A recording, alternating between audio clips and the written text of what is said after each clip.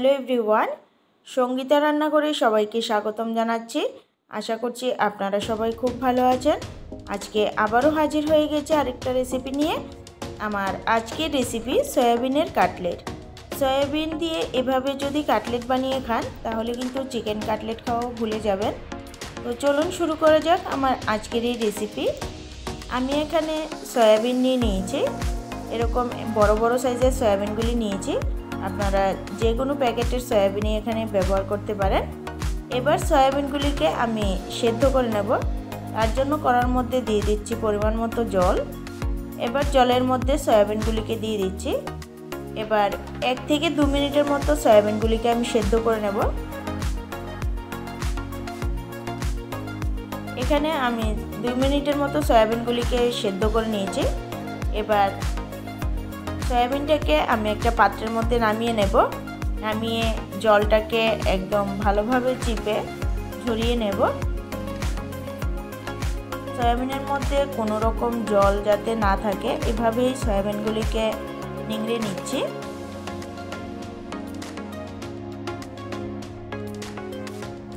এখানে আমি সবগুলি সয়াবিনকে এভাবে জলটাকে ঝরিয়ে নিয়েছি। এবার আমি এদিকে একটা মিক্সিং জার নিয়েছি। এবার সয়াবিনগুলিকে আমি মিক্সিং জারের মধ্যে দিয়ে দিচ্ছি। এবার মিক্সিং জারের মধ্যে সয়াবিনগুলি দিয়ে আমি সয়াবিনগুলিকে একদম মিহি করে স্মুথ করে একটা পেস্ট বানিয়ে নেব। দেখুন সয়াবিনগুলিকে একদম মিহি করে আমি পিষে নিয়েছি। এভাবে করে আমি বাকি সবগুলি সয়াবিনকেই পিষে নিচ্ছি। এখানে আমি সবগুলি সয়াবিনকেই পিষে নিয়েছি। এবার এখানে আমি 2টো আলু দিয়ে দেব। এখানে 2টো আলুকে আমি আগে থেকেই সিদ্ধ করে রেখেছি। এবার একটা গ্রেটারের সাহায্যে গ্রেট করে আলুগুলিকে সয়াবিনের সাথে দিয়ে দেব।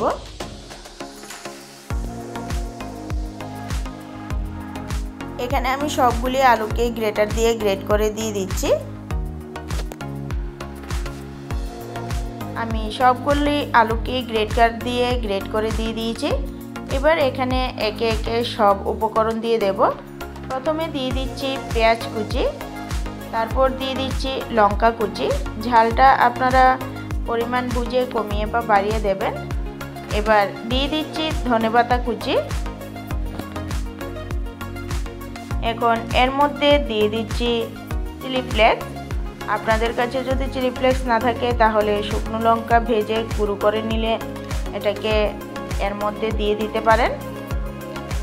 এবার এখানে দিয়ে দিচ্ছি সামান্য একটু জিরে গুঁড়ো।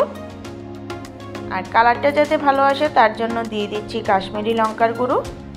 দিয়ে দিচ্ছি পরিমাণ মতো নুন। আর দিয়ে দিচ্ছি সামান্য একটু হলুদ গুঁড়ো।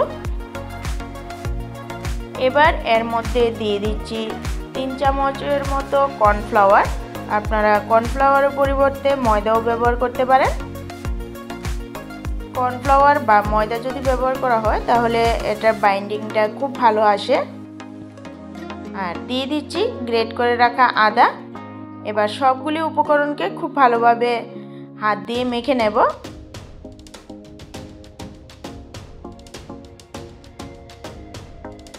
আমি সবগুলি একসাথে খুব ভালোভাবে মেখে নিয়েছি। এবার হাতের মধ্যে সামান্য একটু তেল লাগিয়ে নিচ্ছি।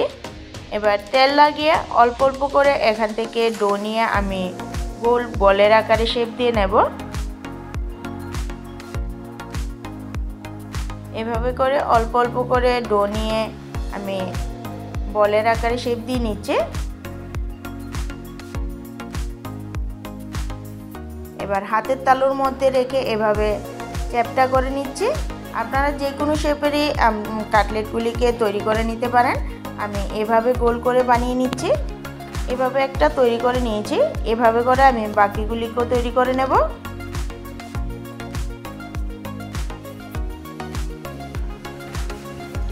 আমি এখানে সবগুলি কাটলেট তৈরি করে নিয়েছি।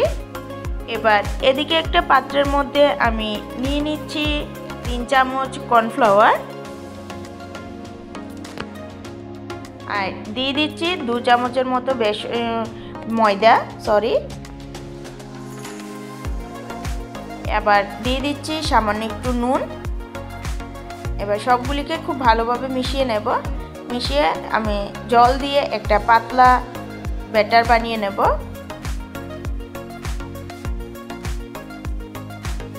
সবগুলিকে জলের সাথে ভালোভাবে মিশিয়ে একটা পাতলা ব্যাটার তৈরি করে নিচ্ছি। এখানে আমি পাতলা একটা ব্যাটার তৈরি করে নিয়েছি। এবার এটাকে সাইডে সরিয়ে নিচ্ছি। এখানে আমি আরেকটা পাত্রের মধ্যে কিছুটা ব্রেড ক্রাম্বস নিয়ে নিয়েছি। এখন এখান থেকে আমি একটা কাটলেট নিয়ে এভাবে ব্যাটারটার মধ্যে চুবিয়ে নিচ্ছি। নিয়ে ব্যাটারটার থেকে তুলে আমি ব্রেড ক্রাম্বসের মধ্যে দিয়ে দেব। এভাবে করে আমি ব্রেড ক্রাম্বসের মধ্যে দিয়ে দিচ্ছি। এবার উপর থেকে খুব ভালোভাবে আমি ব্রেড ক্রাম্বস দিয়ে কাটলেটটাকে কোট করে নেব। একটা আমার তৈরি হয়ে গেছে। এভাবে করে আমি বাকিগুলিকেও তৈরি করে নিয়েছি। এখানে আমি সবগুলিকেই তৈরি করে নিয়েছি। এবার এগুলিকে আমি 1 থেকে 2 ঘন্টার জন্য ফ্রিজে রেখে দেব। 2 ঘন্টা পর ফ্রিজ থেকে বের করে নিয়েছি। এভাবে যদি ফ্রিজে রাখা হয় তাহলে উপরে যে ব্রেড ক্রাম্বসের কোটটা এটা খুব ভালোভাবে বসে যায়। আপনারা চাইলে সঙ্গে সঙ্গে ভেজে নিতে পারেন। এবার চলে যাচ্ছি মূল রান্নায়। কড়ার মধ্যে দিয়ে দিচ্ছি পরিমাণ মতো তেল। তেলটাকে খুব ভালোভাবে গরম করে নিয়েছি। এবার একে একে আমি কাটলেটগুলিকে তেলের মধ্যে দিয়ে দিচ্ছি।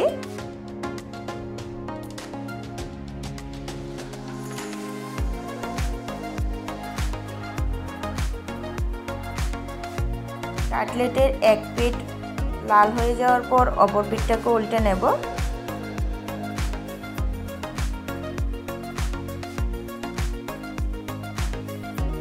এক পিঠ লাল হয়ে যাওয়ার পর এবার অপর পিঠটাকে উল্টে নিচ্ছি।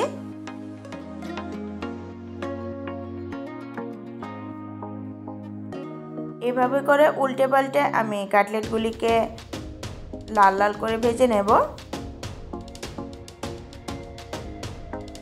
এগুলি আমার ভাজা হয়ে গেছে। এবার এগুলিকে আমি একটা পাত্রের মধ্যে তুলে নিচ্ছি। এভাবে করে বাকিগুলিকেও ভেজে নেব।